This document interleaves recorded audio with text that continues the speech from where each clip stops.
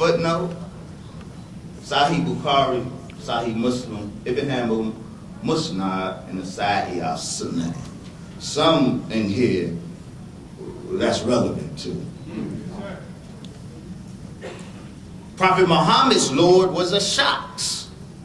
What is a shaks? Well, the important Arabic dictionary Al-Mawrid tells us a shaks is a person, individual, or man.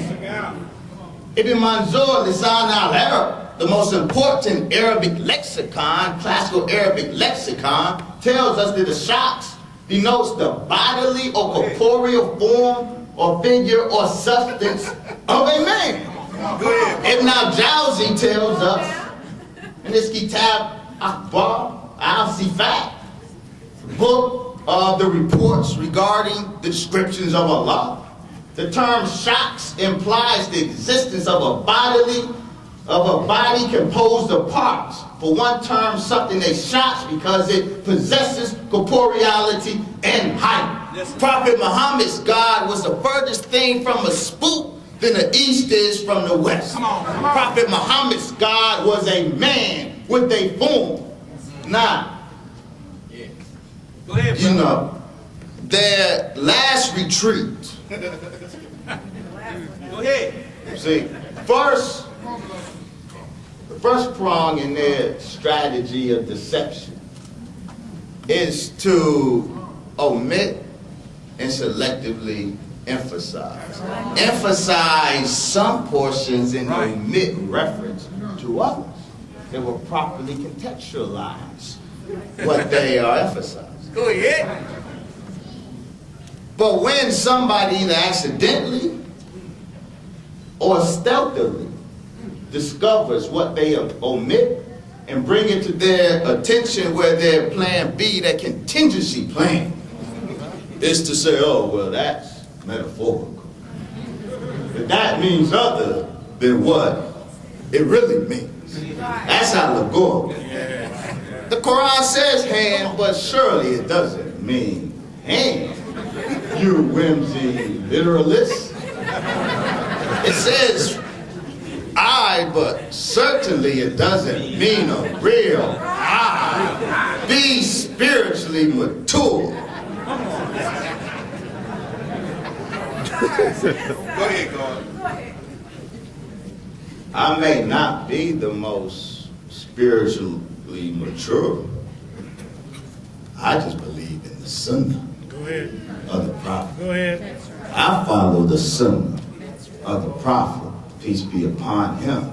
And the Prophet gave us a guide by which to understand his speech and the speech of the Quran. We learned that the Prophet was discussing the Antichrist, the Dajjal. It says, the Dajjal was mentioned in the presence of the Prophet. The Prophet said, Allah is not hidden from you. He is not one-eyed, because some of the claims, some of the descriptions of the Dajjal is that he's one-eyed. He's a cyclops, or he has two eyes but only one bad eye, only one good eye. Whatever the case, the Prophet is discussing this one-eyed Dajjal. And he said, Allah is not like the Dajjal. Whereas the Dajjal is one-eyed, Allah is not one-eyed. And the Prophet pointed with his hand towards his eye. Don't make a mistake. I'm talking about a real eye.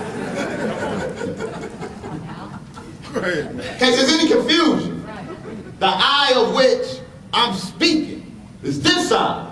Okay, well, Sunan Ibn Majah, also in the canon of the 6 books of Hadith, where they will restrict us to, if we want to access the Sunnah of the Prophet, they want to stick us to the 6 books. Well, let's stick in the 6 books.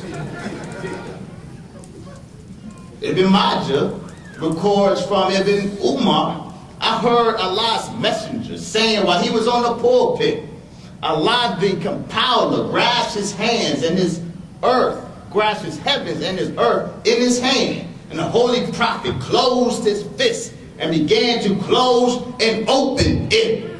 There's another time, another hadith from Abu Dawood, where a nomad came to the prophet and asked about the prophet's establishment on the throne.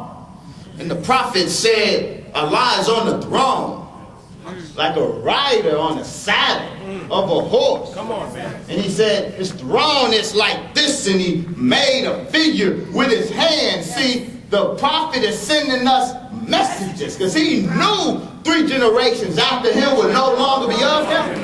He knew the spook God will enter the ummah that he set up. So he had wisdom and foresight. So he could have just said Allah grasped his hands, the heavens in his hands, but he didn't want there to be a mistake. So he gives us these physical gestures. I'm talking about a real hand, dude. He said, he could have just said Allah is not one eye. But he's sending a message. Allah is not just one of these. One of these. Allah is like a man on a horse when he sits on his throne. And look, this is how his throne is. See, the prophet did not play with allegorical hermeneutics. Those are deceptive strategies to rob the Quran of its God. So I say in closing, woo. Go ahead.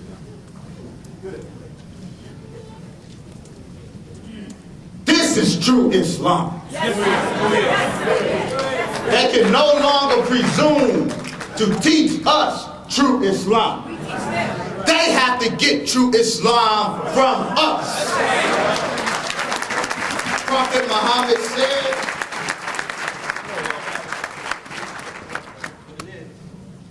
you worship that which you will worship.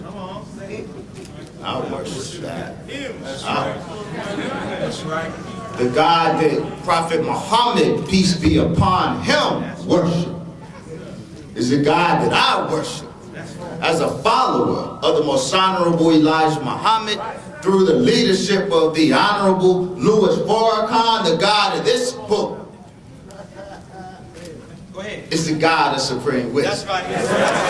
It's a man God. Y'all can have the spook God. I see you on the day of judgment, and you try to sell that to the Lord of the world. Assalamu alaikum.